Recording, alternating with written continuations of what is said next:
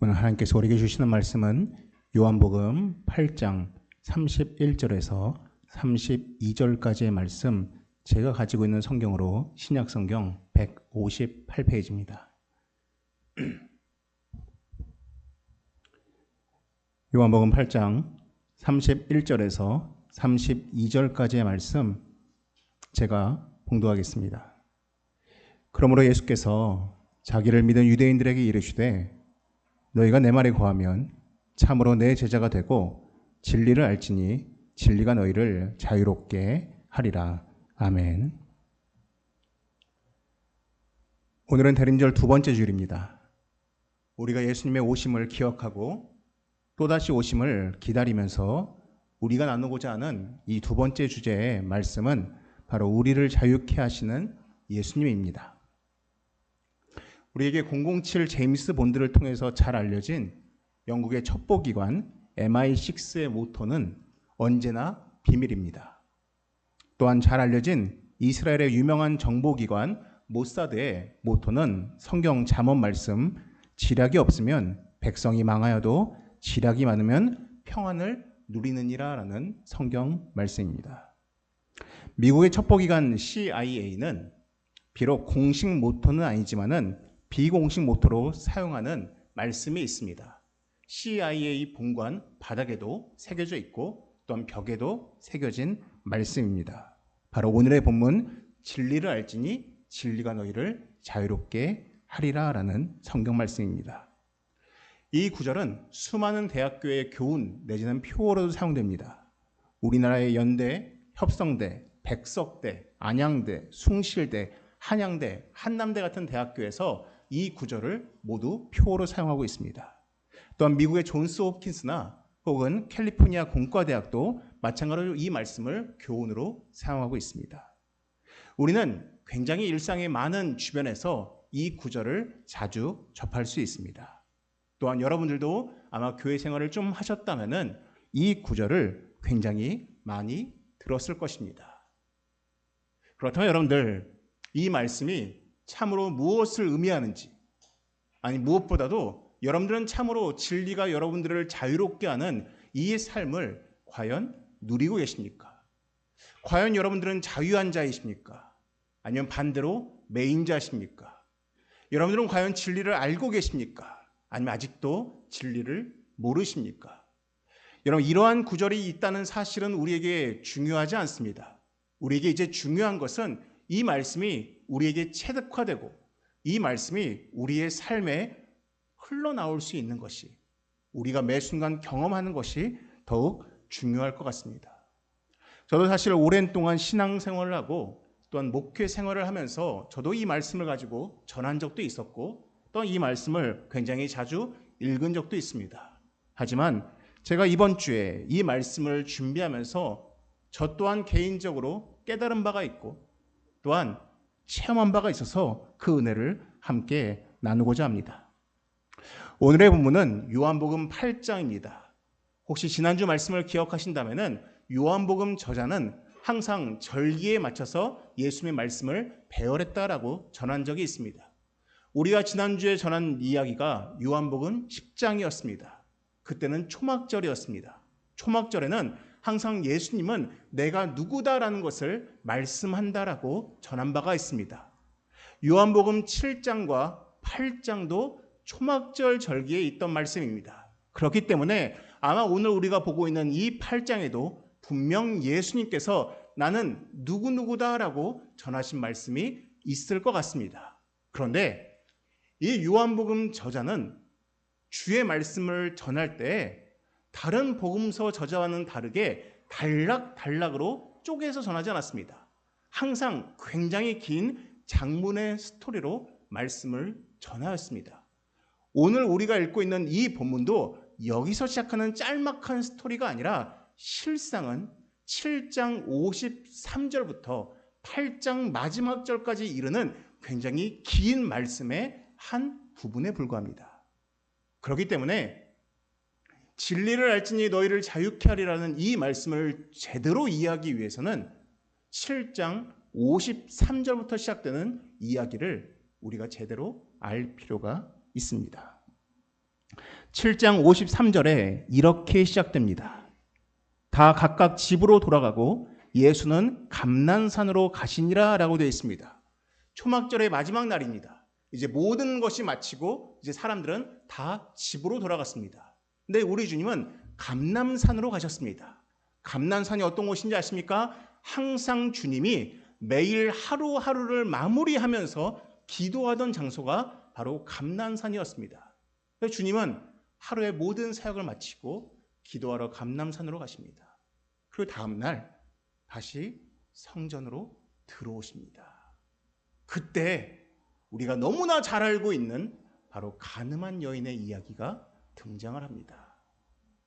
서기관과 바리새인들이 주축이 되어서 한 가늠한 여인을 끌고 옵니다. 그리고 주님께 묻습니다. 모세의 율법에 따르면 돌로 쳐라, 죽여라 라고 되어 있는데 당신은 무엇라 하시겠습니까? 라고 묻습니다. 그러자 주님이 어떻게 하십니까? 주님이 7절을 보시면 6절을 보시면 몸을 굽히사 손가락으로 땅에 글씨를 쓰기 시작하십니다. 근데 7절을 보십시오. 그들이 묻기를 맞이하지 않았다라고 되어 있습니다. 그게 무슨 말이냐? 서기관과 바리새인들이 끊임없이 예수님께 묻는 것입니다. 예수님께서 바닥에 글을 쓰고 있는데 그 줄을 향해서 서기관과 바리새인들이 끊임없이 묻습니다. 그래서 어떡하겠습니까? 어떡하겠습니까? 어떡하겠습니까? 라고 묻습니다.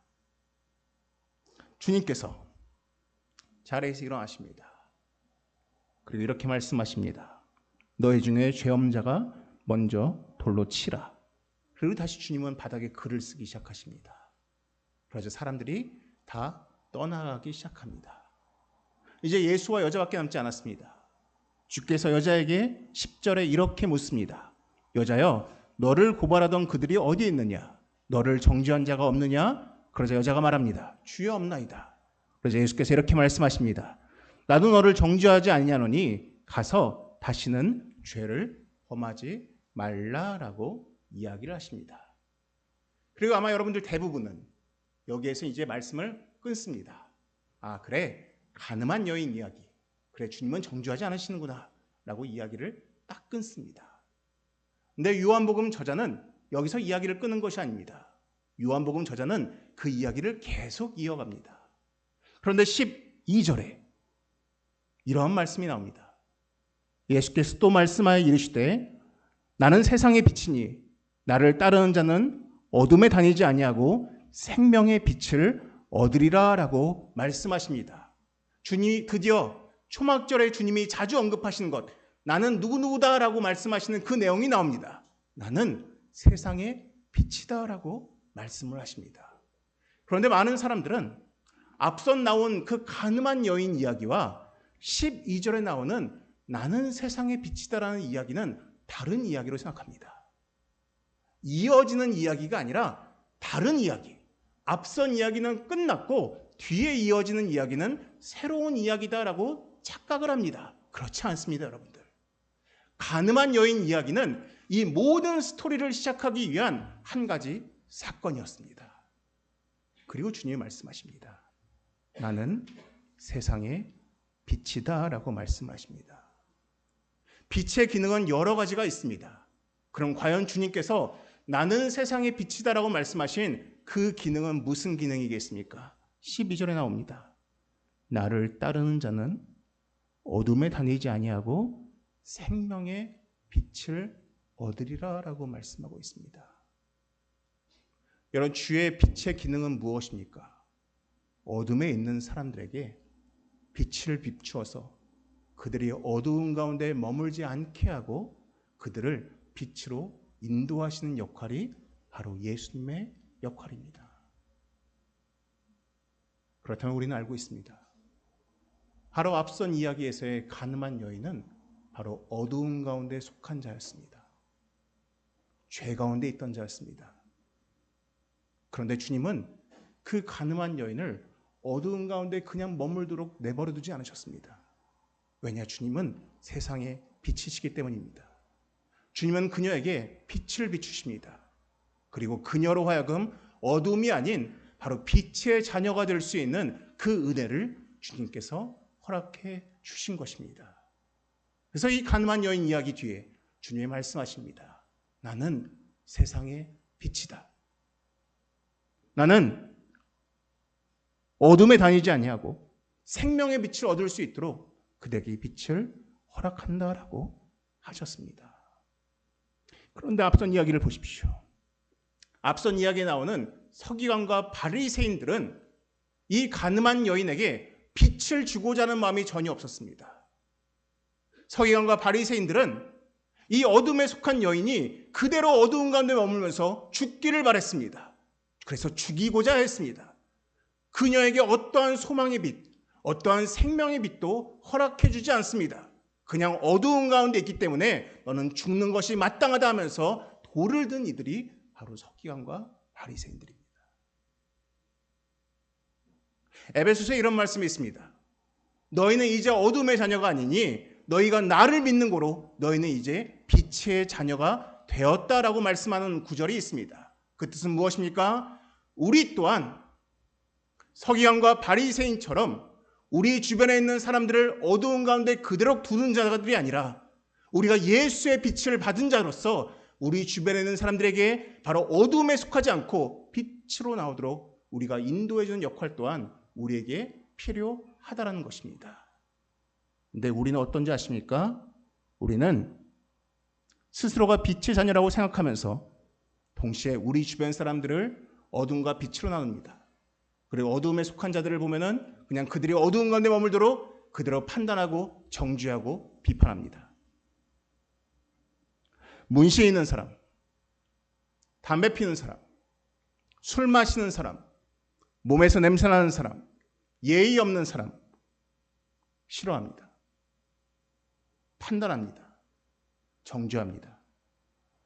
때로는 보수에 속한 사람을, 때로는 진보에 속한 사람을, 때로는 민주당을 지지하는 사람을, 때로는 국힘에 속한 사람들을 우리는 정죄하고 판단하고 미워합니다. 또한 어떠한 사람들은 돈을 많이 버는 사람을, 어떠한 사람들은 가난한 사람들을 이상하다고, 더럽다고, 멍청하다고, 어리석다고 판단을 합니다. 심지어 어떤 이들은 과거의 영화에 나온 표현처럼 내 영역에 속하지 않은 사람들, 나와는 다른 사람들을 개와 돼지로 치부하기도 합니다. 그러면서 이야기합니다. 너는 어둠에 속한 자니 너는 그냥 거기에 있어라라고 그렇게 판단을 내립니다. 스스로 빛이라 착각하지만은 실상은 본인이 더 깊은 어두운 가운데 머물러 있는 것입니다. 우리 이제 어둠의 자녀가 아닙니다. 우리는 예수 그리스도의 그 빛을 전달받은 빛의 자녀입니다. 그러므로 우리는 그 8장 앞에 나오는 가늠한 여인에서의 서기관과 바리새인처럼 사람을 죽이는 자가 아니라 어두운 가운데 머물도록 버려두는 자가 아니라 우리는 예수님을 따라서 그들을 빛으로 인도하는 자가 될 수 있어야 합니다. 그런데 우리는 어떠한 실수를 합니까? 15절에 나옵니다. 너희는 육체를 따라 판단하나 나는 아무도 판단하지 아니하노라라고 말씀하고 있습니다. 여러분, 이건 특별히 서기관과 바리새인들을 가지고 하는 이야기입니다. 서기관과 바리새인들은 예수님을 자꾸만 육체로 판단했습니다. 예수님이 저 갈릴리 시골 나사렛 출신이라는 것, 예수님이 어떠한 고등교육을 받지 않았다는 사실, 예수님이 어떤 랍비 교육을 받지 않은 사실 때문에 예수님을 자꾸만 주로 인정하지 않는 것입니다. 왜? 그들은 육체를 따라 판단하는 자들이기 때문인 것입니다. 근데 우리 주님은 말씀하십니다. 나는 육체를 따라 판단하지 않는다라고 말씀하십니다. 여러분, 그렇다면 우리도 마찬가지가 되어야 됩니다. 자꾸만 육체의 다름, 육체의 잘못, 육체의 행위로 자꾸만 사람을 판단하고 정죄하고 미워하면은 우리는 똑같이 어둠의 자식이 되는 것입니다. 우리는 빛의 자녀입니다. 우리는 육체를 따라 판단해서는 안 됩니다. 우리는 육체를 따라 정죄해서는 안 됩니다. 우리는 그 사람이 처한 상황과 그 사람이 처한 환경을 가지고 그 사람을 어둠에 속한 자냐 빛에 속한 자냐라고 절대로 성급하게 판단해서는 안 됩니다. 그 판단은 우리의 몫이 아니라 전적으로 하나님의 몫입니다. 그래서 주님은 이 가늠한 여인과 그리고 나는 세상의 빛이라는 이 말씀을 연이어서 전달을 하고 계시는 것입니다. 아마 이제 여러분들 왜 이야기가 다른 이야기가 아니라 같은 이야기, 같은 맥락상에 있는 이야기인지를 아마 아실 것 같습니다. 그런데 31절, 이제 우리가 오늘 아까 읽었던 본문 31절과 32절도 마찬가지로 앞선 이야기와 계속해서 이어지는 말씀인데 왜 31절과 32절이 앞선 이야기와 이어지는지 잘 모르는 경우가 있습니다. 아니, 아예 다른 이야기라고 생각하는 경우가 많이 있습니다. 근데 여러분들 그렇지 않습니다.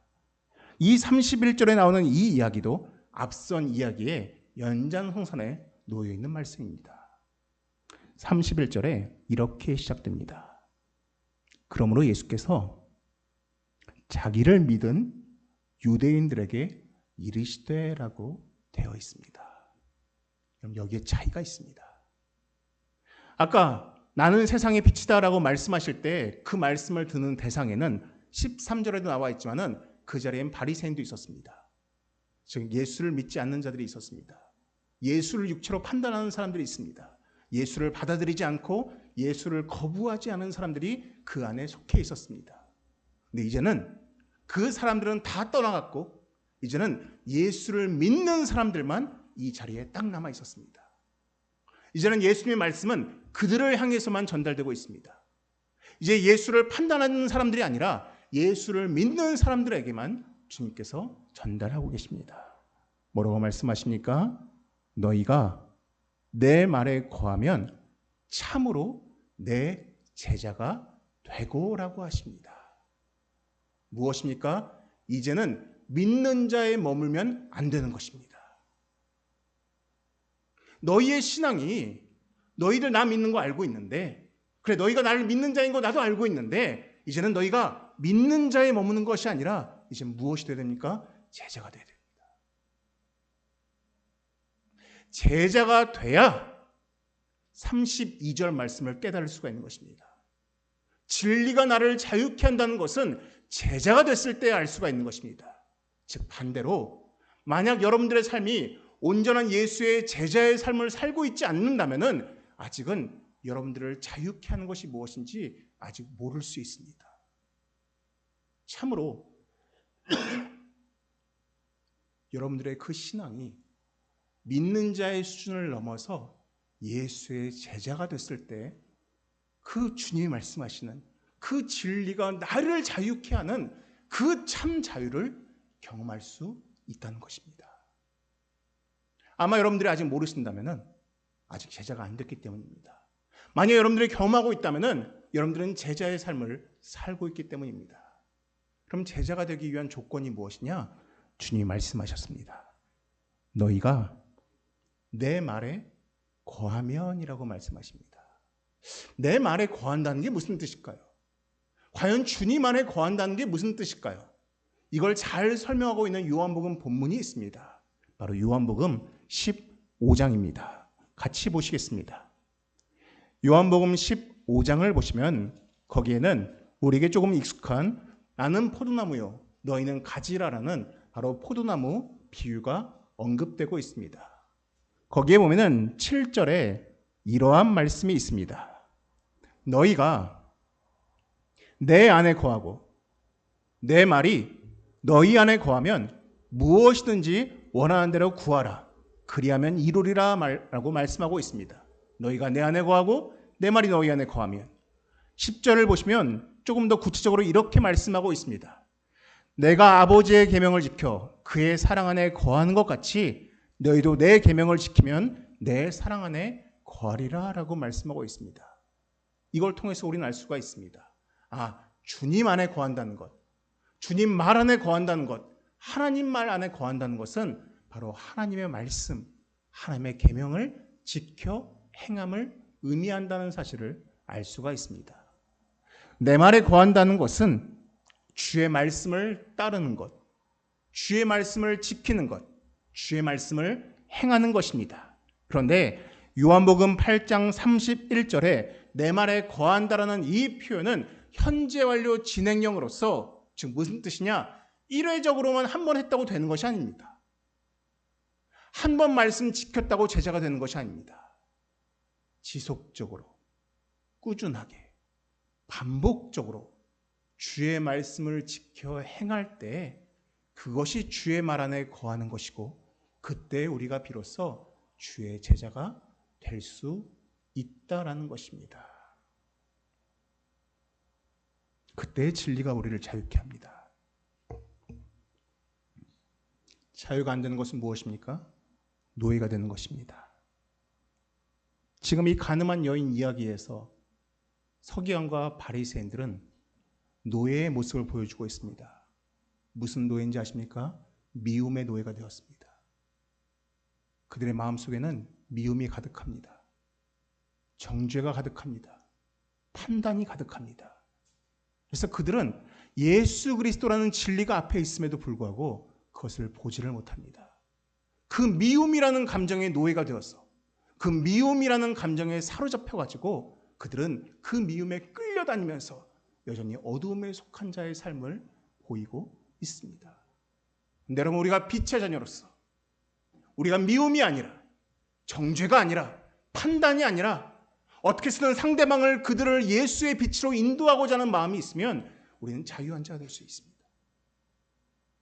우리는 미움의 노예가 아니라 빛에 속한 자녀로의 자유함을 누릴 수가 있다는 것입니다.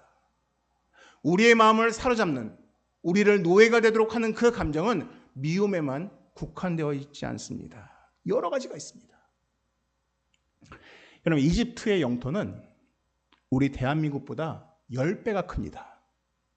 그런데 그 10배가 되는 크기의 영토 중에서 굉장히 많은 사람들, 거의 전체 인구의 한 3분의 2 정도 되는 인구들은 다 그 나일강 주변에 살고 있습니다. 우리가 많이 들었던 그 나일강 삼각주 주변에 살고 있습니다. 저도 예전에 이집트를 한번 딱 여행을 간 적이 있었습니다. 근데 참 가보면은 놀랍습니다. 뭐가 놀랍냐? 제가 이집트 카이로, 룩소르, 아스완이라는 곳을 다 다녀봤는데 정말 조금만 다니면 다 광야, 다 사막입니다. 황폐합니다. 정말로 사람이 살 수가 없는 환경입니다. 근데 딱 그 나일강 삼각주 지점만 딱 들어가면은 그렇게 옥토일 수가 없습니다. 정말로 길거리에 대추 야자나무가 여기저기에 가득하고 정말로 풍성한 그 녹색 빛이 가득합니다. 정말로 그 광야와 사막을 막 다니다가 딱 거기 안에 들어가 있으면 천국 같습니다. 이런 곳이 없습니다. 근데 여러분 생각해 보십시오. 과거 이스라엘 백성들이 애굽에 있을 때 거주하던 곳이 바로 나일강 삼각주 지역 근처였습니다. 황폐하지 않습니다. 풍요롭습니다. 먹을 것이 가득합니다. 여기보다 천국이 없습니다. 근데 하나님께서 그들을 애굽에서 인도해서 그들을 가나안 땅으로 인도하기 위해서 이끌어내셨는데 그들이 무엇을 받겠습니까? 광야를 보기 시작합니다. 사막을 보기 시작합니다. 황폐합니다. 메마릅니다. 소망이 없어 보입니다. 죽을 것 같습니다. 그래서 그들이 이야기합니다. 우리가 애굽으로 돌아가자. 저 먹을 것이 가득하고 고기를 먹을 수 있는 애굽으로 돌아가자라고 이야기합니다. 분명 애굽에는 먹을 것이 있습니다. 고기가 있습니다. 풍성한 땅이 있습니다. 근데 그곳으로 가면 무엇이 있습니까? 노예의 삶이 기다리고 있습니다. 당장 내가 원하는 풍성함과 내가 원하는 먹을거리와 내가 보고 싶어하는 그 옥토가 있지만은 결국 그곳에서의 삶은 노예입니다. 종의 삶입니다. 자유가 없습니다. 모세가 이야기합니다. 우리는 가나안으로 가야 된다. 왜 그렇습니까? 모세는 진리를 붙잡고 있었습니다. 어떠한 진리입니까? 하나님께서 우리와 함께 하시면 이 척박한 광야를 건너서 우리가 가나안 땅에 들어갈 수가 있다. 하나님이 우리와 함께 하시면 이 광야에서 우리가 굶주리지 않고 가나안에 도착할 수 있다. 우리가 가나안에 도착하면 우리가 더 이상 노예의 삶이 아니라 우리가 자유자의 삶으로 우리가 나라를 이룰 수 있다라고 모세는 알고 있었습니다. 하지만 이스라엘 백성들은 몰랐습니다. 그들이 언제 깨닫기 시작합니까? 40년 동안 매일마다 만나와 메추라기를 먹고 반석에서 나오는 그 물을 마시면서 하루하루를 살다 보니까 정말로 하나님께서 광야에서도 우리를 살 수 있겠구나 하는 것을 그들도 마침내 깨닫게 된 것입니다. 여러분들은 혹시 안정감이라는 것에 노예가 되어 있지는 않으십니까? 혹시 하나님이 주시는 안정감이 아니라 여러분들이 생각하는 그 안정감의 노예가 되어서, 풍요의 노예가 되어서, 돈의 노예가 되어서, 내가 그것만 취하면, 내가 그곳에만 이르면, 내가 그러한 상황만 가지면 내 삶이 풍족할 텐데라는 그러한 착각에 빠져 있지는 않으십니까? 하지만 여러분들, 그 출애굽한 이스라엘 백성들의 말처럼 그곳에 돌아가 봤자 결국은 노예의 삶을 살 수밖에 없다라는 것입니다. 저는 지난주에 그 계엄 발령 사건으로 인해서 전 뉴스나 소위 유튜브나 여러 군데에서 저는 참 낭만과 절망의 말들을 참 많이 듣는 것 같습니다. 어떤 사람들은 이야기합니다. 끝났다. 소망이 없다. 이 나라의 진저리가 쳐진다. 이 나라가 정말로 잘 될지 잘 모르겠다라는 이야기를 하는 사람들이 많이 있습니다. 이 땅에 의인이 없다. 이 땅에 좋은 사람이 없다라고 이야기를 합니다. 저는 그 말들을 보면서 생각나는 한 인물이 있었습니다. 엘리야입니다. 엘리야가 이세벨에게 쫓기면서 엘리야가 하나님을 향해서 이렇게 이야기합니다. 이 땅에 의인이 없다. 이 땅에 믿는 자가 없다. 이제 이 나라 다 망했다. 나도 이제는 못하겠다라고, 나도 절망에 빠졌다라면서 차라리 나를 죽여달라고 심한 우울증의 모습을 보여줍니다. 근데 하나님께서 그 엘리야를 호렙산으로 부르시면서 말씀하십니다. 내가 너 외에도 이 땅에 믿는 자를 많이 남겨놨다. 그래서 내가 이 땅을 분명히 회복시킬 것이다라고 말씀하십니다. 저는 이 최근의 일련의 사건 가운데서 절망과 낙담과 이러한 우울한 마음에, 그러한 마음에 사로잡힌 참으로 영적인 노예들을 많이 보게 됩니다. 근데 여러분들, 우리에겐 진리가 있습니다. 그 진리가 무엇입니까? 아까 요한복음 15장 7절에 말씀하신 것처럼 무엇이든지 원하는 대로 구하라. 그리하면 이루리라 라고 말씀하시는 것처럼 우리가 하나님 안에 있으면, 우리가 믿는 자로서 하나님 안에 올바로 서 있으면 결코 하나님께서 우리를 버리지 않으시고, 지금 당장은 우리가 힘들 수 있고, 지금 당장은 내가 원하지 않는 모습들을 볼 수 있다 할지라도 분명히 하나님께서 이 나라를 결코 버리지 않을 거라 사실을 저는 믿는다는 것입니다. 저는 극한 보수에 있는 사람들, 극한 진보에 있는 사람들 전 믿지 않습니다. 전 싫지 않습니다. 전 판단하지 않습니다. 그 모든 몫은 하나님께 있는 것입니다. 하지만 저의 가장 큰 몫이 있습니다. 기도하는 것입니다. 그리고 구하는 것입니다. 세상의 빛 되신 예수님께서 이 나라를 어두움이 아니라 빛으로 인도하시고, 또한 판단을 잃어버리고, 또한 올바른 공의가 무엇인지를 잃어버린 많은 사람들이 어두움에 거하지 않고 빛으로 나오도록 중보하는 것이 바로 저의 몫이라고 생각을 합니다. 그래서 저는 자유합니다. 저는 걱정의 노예가 되지도 않고, 미움의 노예가 되지도 않고, 절망의 노예가 되지 않습니다. 왜냐? 이 나라를 붙잡고 계신 분이 바로 하나님이라는 그 진리를 저는 믿고 있기 때문입니다. 저는 여러분들의 삶도 마찬가지면 좋겠습니다. 여러분들이 원하지 않는 삶의 환경을 처한다 할지라도, 여러분들이 원하는 생각대로 움직이지 않는다 할지라도, 때로 여러분들의 그 미움이, 두려움이, 그 감정이 여러분들을 노예로 붙잡으려고 할지라도 그것에 사로잡히는 것이 아니라 우리의 참 진리, 우리가 주님 안에 거하면 주께서 우리의 아버지 되시고 내가 주의 제자가 되어서 그 진리가 나를 자유케 하리라는 그 말씀을 믿는 자의 삶이 우리 가운데 있어야 할 것 같습니다. 사랑하는 성도 여러분, 절망의 감정, 미움의 감정, 낙담의 감정, 어둠의 감정에 사로잡힌 노예가 아니라 참으로 우리와 함께 하신 하나님, 내가 주 안에 거하면 그 모든 것을 하나님께서 인도하시라는 그 말씀의 진리를 온전히 붙잡을 수 있는 주의 백성들 되시기를 주님의 이름으로 축원합니다. 기도하시겠습니다.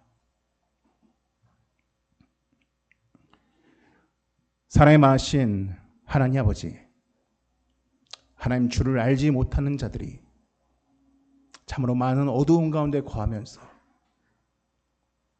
또한 참으로 많은 죄를 행할 때가 있습니다.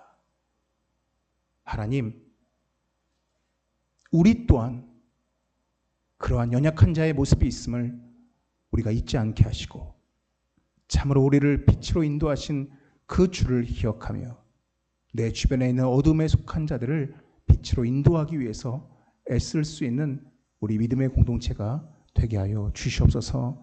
하나님, 참으로 특별히 이 어수선한 때에 하나님, 이 땅의 사람들이 참으로 절망과 미움과 낙담과 괴로움의 노예가 되지 않게 하시고 참으로 우리와 함께 하시는 그 하나님을 온전히 믿음으로 붙잡을 수 있는 참 자유의 나라가 우리가 되게 하여 주시옵소서.